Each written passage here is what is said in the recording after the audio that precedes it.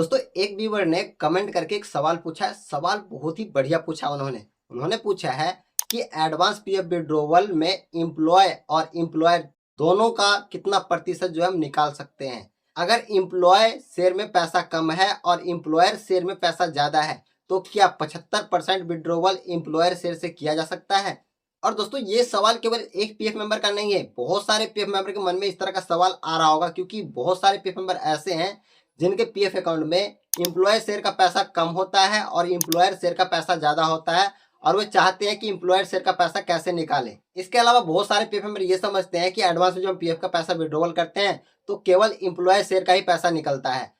सबसे पहले दोस्तों मैं आपको बता देना चाहता हूं, जब भी आप ऐसी कंपनी ज्वाइन करते हैं जहां पे पीएफ कटता है तो हर महीने आपकी सैलरी से 12% पीएफ काटकर कंपनी जो है जमा करता है और उतना ही पैसा यानी कि 12% कंपनी भी अपने तरफ से जमा करता है। लेकिन कंपनी जो अपनी तरफ से पीएफ का पैसा जमा करता है वो दो हिस्सों में बढ़ जाता है। वो एक हिस्सा तो एम्प्लॉयर शेयर में आता है और दूसरा हिस्सा पेंशन शेयर में चला जाता है। दोस्तों एडवांस के रूप में कभी भी पेंशन का पैसा आप विड्रॉवल नहीं कर सकते हैं, लेकिन एम्प्लॉय शेयर और एम्प्लॉयर शेयर इनमें से आप एडवांस के रूप में पीएफ का पैसा विड्रॉवल कर सकते हैं। तो इस व्यूअर्स का जो सवाल था वो सवाल ये था कि अब मेरा एम्प्लॉयर शेयर जो है वो ज्यादा है और एम्प्लॉय शेयर कम है तो क्या 75% एम्प्लॉयर शेयर में से निकल सकेगा। तो दोस्तों देखिए ये जो है आपकी एलिजिबिलिटी के ऊपर डिपेंड करता है। देखिए दोस्तों अगर आप इलनेस पारा के तहत एडवांस के रूप में पीएफ का पैसा विड्रॉवल करते हैं पुराने नियम के हिसाब से, क्योंकि दोस्तों अभी तक नया नियम लागू नहीं हुआ है इसलिए मैं पुराने नियम बता रहा हूँ, साथ में इसमें नए नियम भी आपको बता दूंगा जिससे कि आपका कंफ्यूजन दूर हो जाएगा और दोनों नियम के बारे में आपको पता चल जाएगा। दोस्तों पुराने नियम के हिसाब से अगर आप इलनेस पारा के तहत एडवांस के रूप में पीएफ का पैसा विड्रॉवल करते हैं यानी कि बीमारी के लिए पीएफ का पैसा विड्रॉवल करते हैं तो आपके एम्प्लॉय शेयर जो आपका एम्प्लॉय शेयर है उसी में से ही पीएफ का पैसा एडवांस के रूप में विड्रॉवल करके दिया जाता है जो आपकी सैलरी से कटकर जमा किया गया है उन्हीं में से। और इसके तहत आप कितना अमाउंट विड्रॉवल कर सकते हैं तो इसमें बताया गया है पारा में आप देख सकते हैं कि 6 महीने की बेसिक वेजेस प्लस में डीए और एम्प्लॉय शेयर विथ इंटरेस्ट के साथ आप विड्रॉवल कर सकते हैं। यानी कि अगर बीमारी के लिए आप पीएफ का पैसा विड्रॉवल करेंगे तो इसमें केवल आपकी सैलरी से जो कटकर जमा होता है वही पैसा विड्रॉवल होगा। इसके अलावा दोस्तों अगर शादी पढ़ाई के लिए आप पीएफ का पैसा विड्रॉवल करते हैं तो उसमें भी एम्प्लॉय शेयर प्लस में इंटरेस्ट का पैसा ही विड्रॉवल होता है। इसके अलावा दोस्तों अगर आप housing construction, house purchase, home loan के लिए पीएफ का पैसा एडवांस के रूप में विड्रॉवल करना चाहते हैं तो उसमें आपका एम्प्लॉय प्लस में एम्प्लॉयर शेयर प्लस में इंटरेस्ट इनमें से पीएफ का पैसा विड्रॉवल करके दिया जाता है।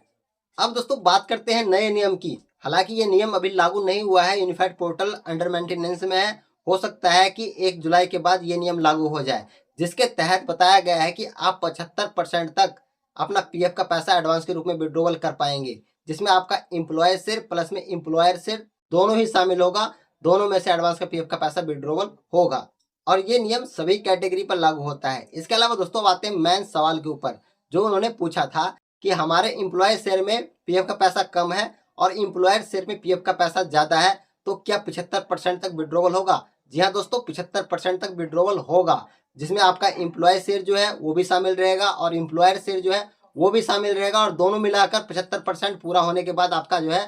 जितना अमाउंट बनता है उतना अमाउंट आपको अकाउंट में क्रेडिट करके दे दिया जाएगा नए नियम के हिसाब से। लेकिन अगर पुराने नियम के हिसाब से अगर आप पीएफ का पैसा विड्रॉवल कर रहे हैं एडवांस के रूप में, क्योंकि उसके लिए जो है पुराने नियम के हिसाब से कुछ क्राइटेरिया को पूरा करना पड़ता है, उस सभी क्राइटेरिया को आप पूरा कर लेते हैं तो आप एडवांस के रूप में एम्प्लॉय शेयर और एम्प्लॉयर शेयर दोनों का पैसा विड्रॉवल कर सकते हैं। अगर आप इलनेस पारा के तहत पीएफ का पैसा विड्रॉवल करते हैं पुराने नियम के हिसाब से तो केवल एम्प्लॉय शेयर से ही पीएफ का पैसा विड्रॉवल होगा, जिसमें आपका एम्प्लॉय शेयर प्लस में इंटरेस्ट का पैसा शामिल होगा और नए नियम के हिसाब से 75% तक एडवांस के रूप में विड्रॉवल कर सकते हैं। तो दोस्तों आपके मन में जो भी सवाल चल रहा था उस सवाल का हो सकता है कि मैंने बिल्कुल सही आपको जवाब दिया हो, आपका कंफ्यूजन दूर हो गया हो। अगर आपके मन में भी किसी प्रकार का कोई सवाल चल रहा है पीएफ से रिलेटेड, ईपीएफओ 3.0 से रिलेटेड, तो आप कमेंट करके पूछ सकते हैं। अगर आपका सवाल हमारी टीम के द्वारा सिलेक्ट किया जाता है तो नेक्स्ट वीडियो आपके सवाल के ऊपर ही बनाया जा सकता है। इसके अलावा दोस्तों एक बात और बता देना चाहता हूँ आप लोगों की कि आप लोग जो कमेंट बॉक्स में सवाल पूछते हैं तो उसमें एक अपना नाम मेंशन कर दीजिएगा,